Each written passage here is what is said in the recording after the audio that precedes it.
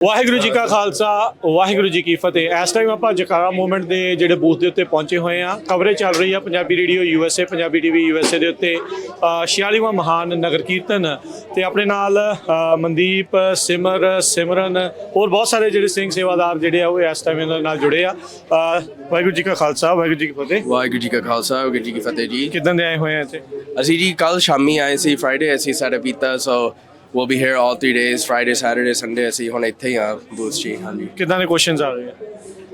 lot of questions ਕਿ ਅਸੀਂ youth ਲਈ ਕਿਹੜੇ ਪ੍ਰੋਗਰਾਮਸ ਕਰਦੇ ਹਾਂ, ਸੋ that's always amazing। ਅਸੀਂ ਆਪਣਾ SHSS ਕਲੱਬ, SCF ਜਿਹੜੇ ਸਾਡੇ ਕਾਲਜ ਦਾ ਕਲੱਬ ਉਹਦੇ ਬਹੁਤ ਇੱਥੇ ਜਿਵੇਂ ਮਸ਼ਹੂਰੀ ਕਰਦੇ ਹਾਂ। ਤਾਂ ਅਸੀਂ ਇੱਕ ਨਵਾਂ ਪ੍ਰੋਗਰਾਮ ਵੀ ਸ਼ੁਰੂ ਕੀਤਾ ਯੂਥ ਲਈ, ਪੰਜਾਬੀ ਐਥਲੀਟਸ, ਸੋ ਉਹਦੇ ਵੀ ਬਹੁਤ ਕੁਐਸਚਨ ਆ ਰਹੇ। ਦੱਸੋ ਉਹਦੇ ਬਾਰੇ ਥੋੜਾ। ਹਾਂਜੀ, ਜੇ ਪੰਜਾਬੀ ਐਥਲੀਟਸ ਪ੍ਰੋਗਰਾਮ ਉਹ ਬੇਸਿਕਲੀ ਜਿਹੜੇ ਹਾਈ ਸਕੂਲ ਲੈਵਲ ਤੇ ਨਿਆਣੇ ਆਪਣੇ ਸਕੂਲਾਂ 'ਚ ਟੀਮ 'ਚ ਅਫੀਸ਼ੀਅਲੀ ਰਜਿਸਟਰ ਹੋਏ ਹੋ, ਸੋ ਕੋਈ ਵੀ ਸਪੋਰਟ ਹੋਵੇ, basketball, football, tennis, golf, whatever, ਅਸੀਂ ਬੇਸਿਕਲੀ ਉਹਨਾਂ ਦਾ ਲਾਈਕ ਇੱਕ ਸਟੇਟ ਵਾਈਡ ਗਰੁੱਪ ਬਣਾਉਣਾ ਚਾਹੁੰਦੇ ਹਾਂ। ਸੋ ਬੇਸਿਕਲੀ ਕ੍ਰੀਏਟਿੰਗ ਜਿਵੇਂ ਨੈਟਵਰਕ ਇੱਕ ਐਥਲੀਟਸ ਦੀ ਕਿ ਅਸੀਂ ਉਹਨਾਂ ਨੂੰ ਸਪੋਰਟ ਕਰ ਸਕਦੇ ਹਾਂ ਤਾਂ ਹੋਰ ਪ੍ਰੋਗਰਾਮਿੰਗ ਕਰ ਸਕਦੇ ਸਟੇਟ ਦੇ ਵਿੱਚ, ਜਿਵੇਂ ਇਵੈਂਟਸ, ਕੰਪੀਟੀਸ਼ਨਸ। ਤਾਂ ਇਵੈਂਚੁਅਲੀ ਅਸੀਂ ਇੱਕ ਨੈਸ਼ਨਲ ਲੈਵਲ ਤੇ ਸਿੱਖ ਗੇਮਸ ਕਰਨੀ ਚਾਹੁੰਦੇ ਹਾਂ ਇੱਥੇ ਕੈਲੀਫੋਰਨੀਆ 'ਚ। ਸੋ ਜਿੱਦਾਂ ਆਪਾਂ ਆਸਟ੍ਰੇਲੀਆ 'ਚ ਦੇਖਦੇ ਹਾਂ। ਹਾਂਜੀ, ਉਹ ਸੇਮ ਕਨਸੈਪਟ ਬਟ ਇੱਥੇ ਲੋਕਲ। ਹਾਂਜੀ, ਸਿਮਰਨ ਦੇ ਨਾਲ ਦਾ ਆਪਾਂ ਅਕਸਰ ਜਿਹੜਾ ਸ਼ੋਅ ਕਰਦੇ ਰਹਿੰਦੇ ਆ। ਸਿਮਰਨ, ਖਾਲਸਾ ਫਤਿਹ ਜੀ। ਵਾਹਿਗੁਰੂ ਜੀ ਕਾ ਖਾਲਸਾ ਵਾਹਿਗੁਰੂ ਜੀ ਕੀ ਫਤਿਹ।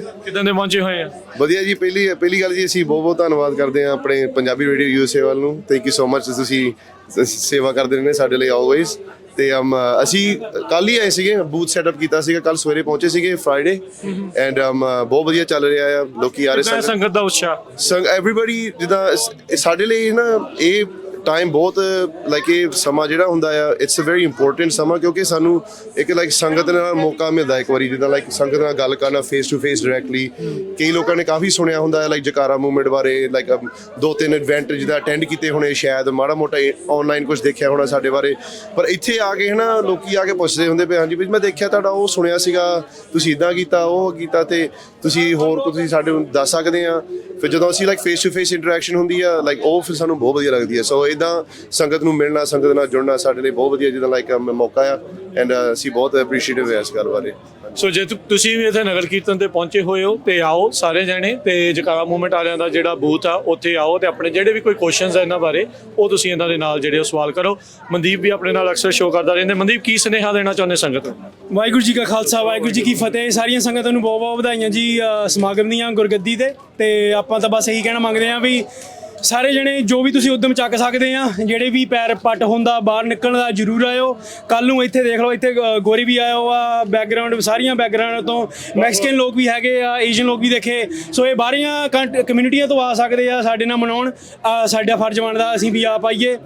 ਜੇ ਤੁਸੀਂ ਇੱਥੇ ਕੈਲੀਫੋਰਨੀਆ ਰਹਿੰਦੇ ਆ, ਜ਼ਰੂਰ ਹੱਲਾ ਮਾਰੋ ਤੇ ਇੱਥੇ ਪਹੁੰਚੋ। ਵਾਹਿਗੁਰੂ ਜੀ ਕਾ ਖਾਲਸਾ। ਕਵਰੇਜ ਜਾਰੀ ਰਹੇਗੀ ਪੰਜਾਬੀ ਰੇਡੀਓ USA ਦੇ ਉੱਤੇ। ਇਸ ਜਕਾਰਾ ਮੂਵਮੈਂਟ ਵਾਲਿਆਂ ਦਾ ਬੂਥ। ਵਾਹਿਗੁਰੂ ਜੀ ਕਾ ਖਾਲਸਾ ਵਾਹਿਗੁਰੂ ਜੀ ਕੀ ਫਤਿਹ।